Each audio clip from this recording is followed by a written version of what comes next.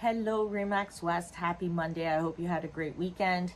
As always, I like to keep it real. So for the next little bit, I am house sitting for dear friends of mine, and that is Blitz. He is a German short-haired pointer and a Vizsla. And so I don't know what he's hearing in the background over there, but that's Blitz. I've written down some notes. I want to try to keep it as short as possible because honestly, there's so much happening in the world that I literally can talk for hours about just these pointers. So, a couple of things. Let's start with rates. The rate sheets have not moved that much. There's a lot of renewals that are happening, so banks are not moving rates too aggressively, but they are creating promo rates for people who are switching their mortgage without taking any new money, or for purchasers. But for refinances and for renewals, rates are a little bit more elevated, just so you know. I think that rates have reached a peak and they're going to be coming down, but I think it's going to be slowly, and it's going to come into 2025 as well. Last year we were talking about 6 to 7 rate cuts, and so far we've only had one, and I think that it came a little bit too early because inflation moved and unemployment has moved.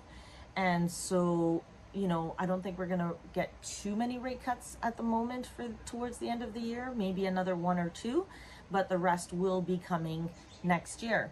And to be quite honest with you, the reason why I think that they're going to be coming, which is leading to my next point, is because we're going to start noticing that unemployment is rising. So this market is super segmented at the moment. And so real experience is required. This environment is not about rates. This environment is about understanding what is happening in the market. And so when rates do start coming down next year, it's because unemployment is going to start going up. Last year, I only had one borrower who had lost her job. This past month, I had 2 borrowers that have lost their jobs. One was a project engineer and one was a researcher for a foundation. And, things that are happening in the news do have real impacts for people, because then money stops flowing in large foundations and things like that, or universities and stuff like that. So even high-end people like professors, researchers, they start getting impacted in this kind of environment. And also, if rates continue to remain elevated and corporations have to refinance their debt, that means that more money on their balance sheets needs to be towards debt. And that means that most of the time they're cutting staff. And we've already seen that this has been happening over the past year.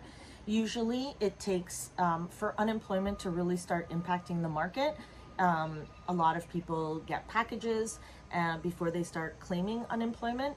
So we're only seeing the beginnings of this because it already started. So it's only creeping up a teeny tiny bit. But in the next 6, 12 to 18 months, you're going to totally see unemployment increase, which is why rates are going to decrease. So, but what that allows for is lots of opportunities, because when this happened in 2006, 7, and 8, the reason why I say 06, 07, and 08 is because I was working for General Electric at the time, and an American company, and the financial crisis started in 06, 07 and came to Canada in 08, or it came to the news in 08, but I was already feeling it, which is when I decided to come back to Remax West and, or to Lending Logic. And 2 months later, everybody got a pink slip at GE Money. So that was really heartbreaking to have watched all my friends or people that I worked with and cared about, have to go elsewhere. So this is starting to feel like those times. However, having said that, in 2009, I bought my 3rd investment property, and it was probably one of the best purchases that I had made. And so I also started getting ready when things were happening. So like I said earlier, I think that this market is super segmented. And what that means is that there's different kinds of borrowers. So if you have borrowers that have a lot of debt, credit card debt, car loans, that sort of stuff, but have some equity in their property, this is a fantastic time to start consolidating all of that debt. And the reason being is because some of those people might also be losing their jobs, and those people could spiral out of control very quickly if they don't get their house in order sooner rather than later. Another segment is all these young borrowers that have not been able to afford properties.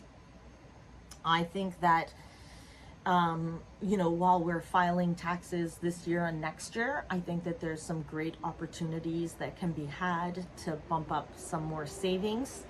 And I think that this upcoming year is going to have some amazing opportunities like there were for me in 2009. So I'm kind of looking forward for that for purchasers. For purchasers, I noticed that the biggest downfall for them is that they don't have their paperwork in order. So this is why I like to start with purchasers even a year early, because if they get all their paperwork in order, file their taxes, they might be able to get some refunds and do some other things. They really do need that year so that by the time they're ready to buy, things just move very quickly. Then there's investors. Some investors are going to have to start offloading, and that's going to be a very painful process, I think, for some people.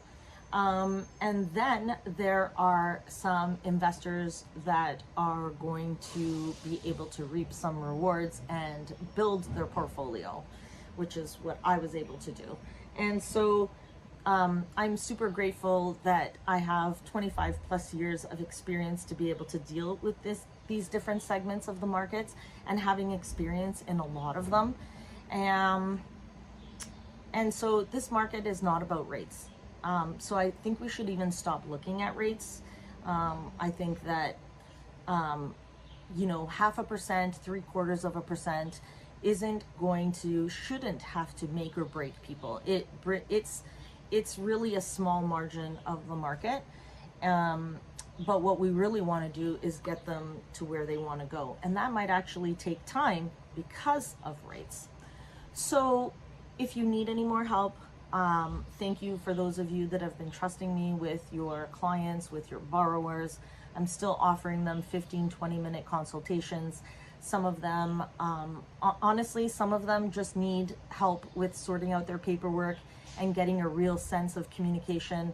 Some of them I've been sending them back to their banks and telling them how to renegotiate, and they're very grateful for that. And that's just making sure that we're taking care of our borrowers, our clients, because like I said, and like Frank Colatasti says, we are in the people business. That's pretty much it. I think I've said everything that I needed to say. So again, still took me 8.5 minutes. If you've made it this far into the video, I just want to say thank you for listening, paying attention, and trusting me and listening to what it is that I have to say. These are the kind of people that I want to do business with, and I am always happy to cater to your borrowers for you and making sure that they get taken care of. Have yourselves a great week, and I will talk to you soon. Take care. Bye.